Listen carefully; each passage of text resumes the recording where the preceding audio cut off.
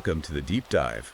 Ready to get soaked in some serious knowledge? Always. This time, we're diving into the world of water. All thanks to Conrad Reicher's book, Water, Crisis, Conservation, and the Quest for Sustainability. Someone out there sent it in, so Sounds like they're thirsty for knowledge. yeah, they're ready to get drenched. And Reicher really doesn't hold back. No, he doesn't. It's not just like a little sprinkle of information either. It's a full-on deep dive.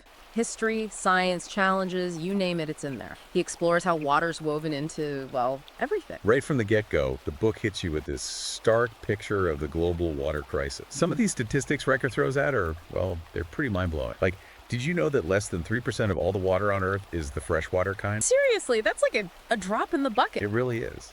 And to make matters worse, a huge chunk of that tiny amount is stuck in glaciers and ice caps. Talk about inaccessible. It really puts things into perspective, doesn't it? It makes you realize just how precious this resource is, Yeah. The one we usually just take for granted. Totally.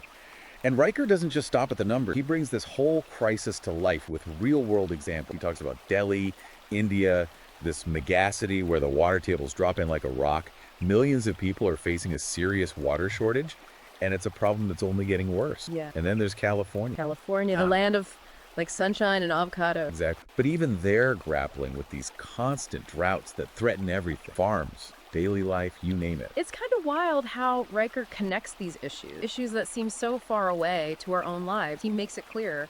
Water scarcity. It's not just some environmental problem happening over there. It affects everything, the economy, society, even our own backyard. Absolutely. Think about it. Food prices, jobs disappearing, even social unrest. These are all consequences of water scarcity. It's like this domino effect, Totally. It's a wake-up call for sure. It makes you realize this isn't just an environmental issue. It's an issue that affects, well, everything. But Reicher's not all doom and gloom, He shifts gears and dives into some fascinating science. Yeah. I had no idea how much of our bodies is actually water. Oh, I know. About 60%. Serious. That's more than half of us. It's wild when you think about it. This one tiny molecule is a key player in every single thing our bodies do. Everything, really. From digesting your lunch to, coming up with your next brilliant idea. And isn't it crazy how much emphasis is put on staying hydrated? All the time. Drink water. Drink water. Reicher really drives home why, though. Right. Hydration. It's not just about being thirsty. It messes with your athletic performance, for one thing. Yeah, any athlete knows that. Yeah. But he also talks about how it affects your brain power. Exactly. Makes it harder to think straight. Mm-hmm. So whether you're hitting the gym or hitting the books, staying hydrated is crucial. Totally. Mm-hmm.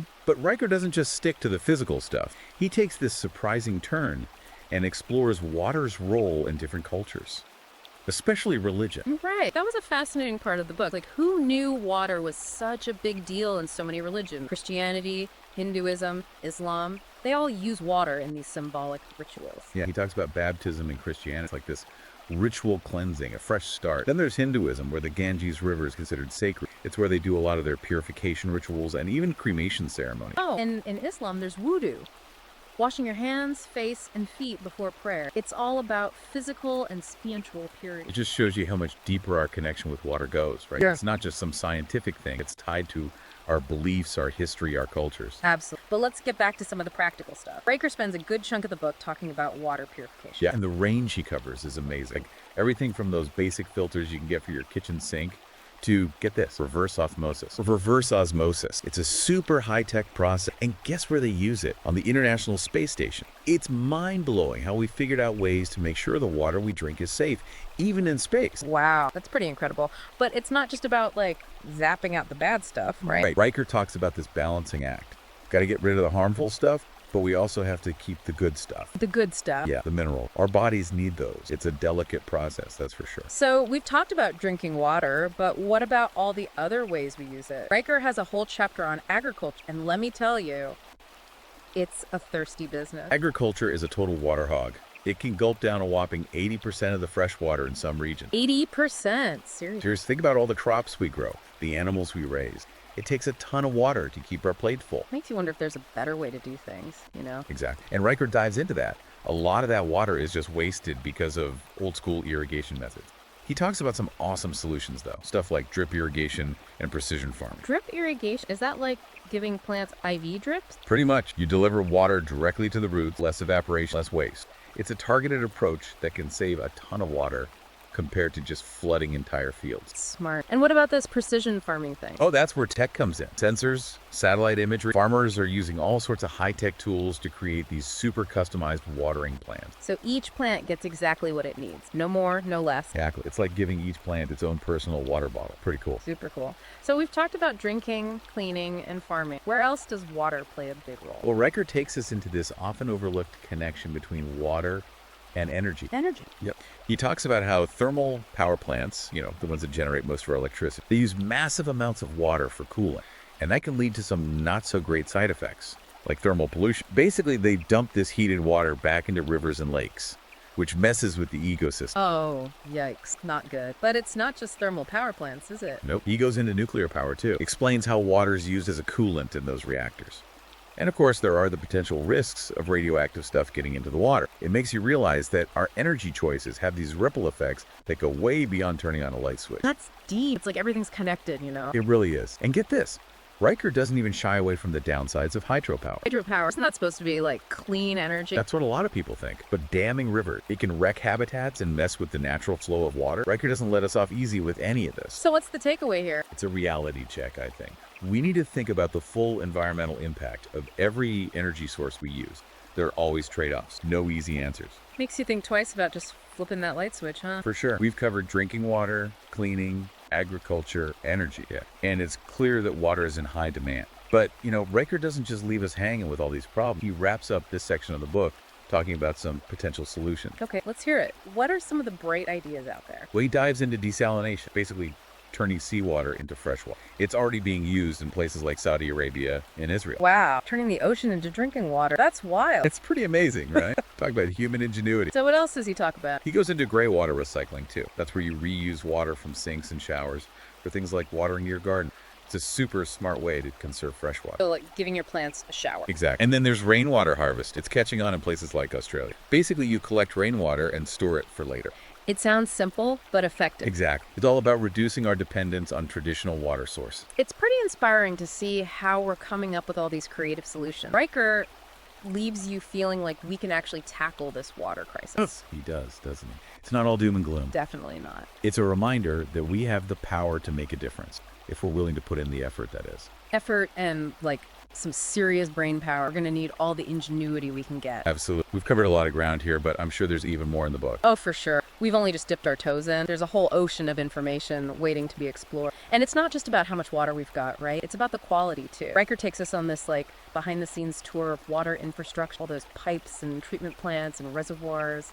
It's a whole hidden world that keeps our water flowing and clean. It's easy to forget about it until something goes wrong, right? Out of sight, out of mind. Exactly. But Riker makes it clear that this aging infrastructure is a ticking time bomb in a lot of places. Right. Leaky pipes, outdated treatment plants, systems that just aren't cutting it anymore. It's a recipe for disaster. Contamination, waste, all sorts of threats to our water security. Sounds like a major overhaul is needed. He really hammers that point home. We need to invest in upgrading these systems big time. Not just with patches and quick fixes. He's talking about implementing smart technology, things like leak detection systems and developing more advanced treatment methods. It's about the long game, making sure our water infrastructure is not just reliable, but sustainable for the future. What about all those cool new technologies for water treatment? Does he get into that? Oh yeah, he does. He talks about things like membrane filtration, which can filter out even the tiniest impurities, and UV disinfection. It's like using lightsabers to zap those nasty bacteria and viruses. It's crazy how far we've come with water purification technology. It's like giving our water systems a futuristic makeover. But high-tech stuff isn't the only answer, right? Right. Riker's big on education and awareness, too. Getting people involved in conservation efforts.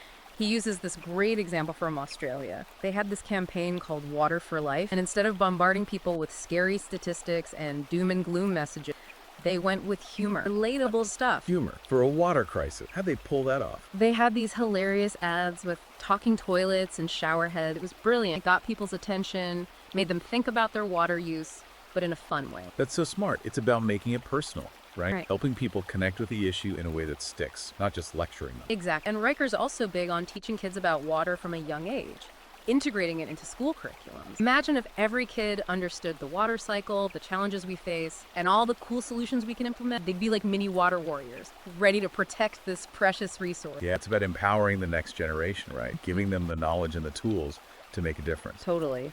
And it's not just about individual actions either. Riker's a big believer in community involvement. He talks about this amazing example from Nepal. They have this community-based water management system where farmers team up to maintain their irrigation canals and make sure everyone gets their fair share of water. It's all about grassroots action and local empowerment. It's like taking ownership, Right. not just waiting for someone else to fix the problem, but stepping up and doing it yourself. Exactly. And Riker doesn't shy away from the political stuff either. He goes deep into water policy, exploring how governments can use things like water pricing and regulations to encourage conservation. Sounds complicated. Oh, it is. It's a constant balancing act. You've got to promote economic development, but you also have to protect the environment, and you've got to make sure any solutions are fair to everyone. Like, he talks about how tricky it is to set water prices. You want to encourage conservation, but you don't want to price out low-income communities. It's like walking a tightrope, isn't it? Lots of competing interests. Totally. And then there's the whole issue of water conflict. Riker doesn't sugarcoat that at all. As water gets scarcer, things can get pretty tense. Countries battling over rivers, regions fighting for their share, even communities at odds with each other. It's like a recipe for trouble. He brings up some historical examples, doesn't he? Oh yeah, like those water wars between the ancient city-states of Umma and Lagash. Talk about ancient history. But it's a reminder that this whole water conflict thing isn't new. It's been going on for centuries. And as water becomes even more scarce, these tensions are only going to escalate. So are we all doomed to fight over water? Is that the message? Not necessarily. Yeah. He also highlights examples of cooperation, like the Indus Water Treaty between India and Pakistan. They've been sharing a major water source for decades, and it's actually working. It proves that finding peaceful and sustainable ways to share water is possible, even when things are super tense. There's hope. Yeah. Even with all this potential for conflict. Yeah, there's always hope. It's just about remembering that we're all in this together. Water connects us all, whether we like it or not. We need to find ways to cooperate, to manage this resource wisely, to ensure everyone has access to the water they need. It's not about us versus them, it's about we. That's a powerful message. We've talked about the crisis, the solutions, the science, the politics. There's just so much to consider when it comes to water. It's a bit overwhelming, to be honest. I know, right? But don't worry, Riker's not done yet. He's got more to share. In the final chapters, he dives into some mind-blowing technologies that are being developed to tackle this water crisis head-on. Okay, I'm intrigued. What kind of futuristic stuff are we talking about? Well, he talks about advancements in desalination. They're making it more efficient and affordable to turn seawater into fresh water. So like unlimited drinking water from the ocean. Pretty much. And he also explores new methods of wastewater treatment that go way beyond just basic sanitation. Wastewater treatment. That doesn't sound very glamorous. I know, but trust me, this stuff is cool. He talks about anaerobic digestion, which uses tiny microorganisms to break down organic waste and produce biogas. Biogas, like fuel from poop. You got it. Wastewater isn't just waste anymore. It's a valuable resource. You can turn it into energy, fertilizer, all sorts of useful stuff. And even talks about using treated wastewater for irrigation. It's like a win-win situation. Reducing pollution, conserving fresh water, and growing food all at the same time. That's amazing. It's like turning a problem into a solution. What else does he talk about? He even touches on nanotechnology. Imagine these tiny little particles engineered to remove specific pollutants from water. It's like having microscopic water filters. That's insane. It's like sci-fi stuff. It is, but it's not all about the fancy tech either. Riker's also big on changing the way we think about water, moving away from this idea that it's an unlimited resource and embracing this idea of stewardship, taking responsibility for our water use and making conscious choices that support conservation and sustainability. He talks about our water footprint, right? Like how much water we use directly and indirectly through our everyday choices. Exactly. It's not just about how long you shower or if you fix that leaky faucet. It's about the food you eat, the clothes you buy, everything. We all have a water footprint, and it's about time we started paying attention to it. He encourages us to make small changes that add up to big impacts, like choosing water-efficient appliances, supporting businesses that prioritize water conservation, and advocating for policies that protect our water resources. It sounds like he's calling for a collective shift in our mindset. It's not just about individual actions, but about changing the system as a whole. Absolutely. He's challenging us to move beyond apathy and embrace this idea of water stewardship, to recognize that water is not just some commodity, but the foundation of life itself. It's about seeing water as a precious gift, not something we can just take for granted. Exactly. And it's not just about protecting water for ourselves, but for future generations. It's about leaving a legacy of abundance, not scarcity. Yeah. Of cooperation, not conflict. Well said. Riker's book is a powerful reminder that we have the power to create the future we want. When it comes to water, the choices we make today will have a ripple effect for generations to come. That's a sobering thought, but also an inspiring one. It's like we're all standing at a crossroads, and the path we choose will determine the fate of this precious resource. It really makes you think about the kind of world we want to leave behind. One where water isn't something we stress about, but something we celebrate. Totally. But getting there, well, it's going to take a lot more than just fancy technology, right? It's about changing our habits, our policies, our whole way of thinking about water. Riker makes that point really clear by showing us how resilient humans can be. Like, throughout history, people have always found ways to deal with water scarcity. They've adapted, innovated. They've even created new water sources. It's pretty amazing when you think about it. Does he, get into specifics? Oh yeah, he shares tons of examples. One that really stuck with me was about rainwater harvesting systems in India. In some areas, they don't have a lot of groundwater or surface water to rely on. So they came up with these ingenious systems to collect rainwater during the monsoon season and store it for later. It's like having a giant rain barrel for a whole community. That's so smart. It's like working with nature instead of against it. And it's not just ancient stuff either, right? Right. He talks about modern innovations too. Yeah. Like, have you ever heard of fog catching net? Fog catching. What is that? Like catching clouds in a net? Pretty much. They use these big mesh nets in areas with a lot of fog. As the fog rolls in, tiny water droplets collect on the mesh and drip down into these collection systems. It's like squeezing water out of thin air. That's incredible. It's like finding water in the most unexpected places. Exactly. It shows you how creative we can be when we need to be. Yeah. But Riker also reminds us that we don't always need to come up with something brand new. Sometimes the best solutions are the ones that have been around for centuries. Like what? Well, he talks about indigenous communities all over the world who've been managing water sustainably for generations. They have this deep understanding of their local ecosystem, and they've developed practices that work in harmony with nature. It's like they have this ancient wisdom that we've forgotten, right? Totally. There's so much we can learn from their traditional knowledge and practices. All these examples of resilience and ingenuity, they really drive home Riker's main message. We have the power to create a water-secure future, but we need a major mindset shift. We can't keep treating water like it's an unlimited resource. It's time to start treating it with the respect it deserves. So what does that look like, practically speaking? What can we do? Well, Riker's a big believer in taking responsibility for our own water use. It starts with those everyday choices, like taking shorter showers, fixing leaky faucets, choosing water-efficient appliances. Those things add up. And then there's thinking about the bigger picture, like supporting businesses that prioritize water conservation and advocating for policies that protect our water resource. It's about using our voices and our wallets to make a difference. It's like voting with your dollar, right? Supporting companies that are doing the right thing. And speaking up about the issues that matter, Riker's book is this powerful call to action. He wants us to move beyond just feeling concerned and actually do something about it. He wants us to become stewards of water, to protect it not just for ourselves, but for future generations. He makes a good point. It's not just about us, it's about the legacy we leave behind. Exactly. And Riker reminds us that water isn't just some, utility. It's the foundation of life. It's essential to our health, our well-being, our very existence. It's a gift that we need to cherish and protect. He's right. We often take it for granted, don't we? We do. So, as we wrap up this deep dive into the world of water, I want to leave you with this. Water is a mirror. It reflects both the beauty and the fragility of our planet. And it's up to us to decide what kind of reflection we want to see. What do you mean?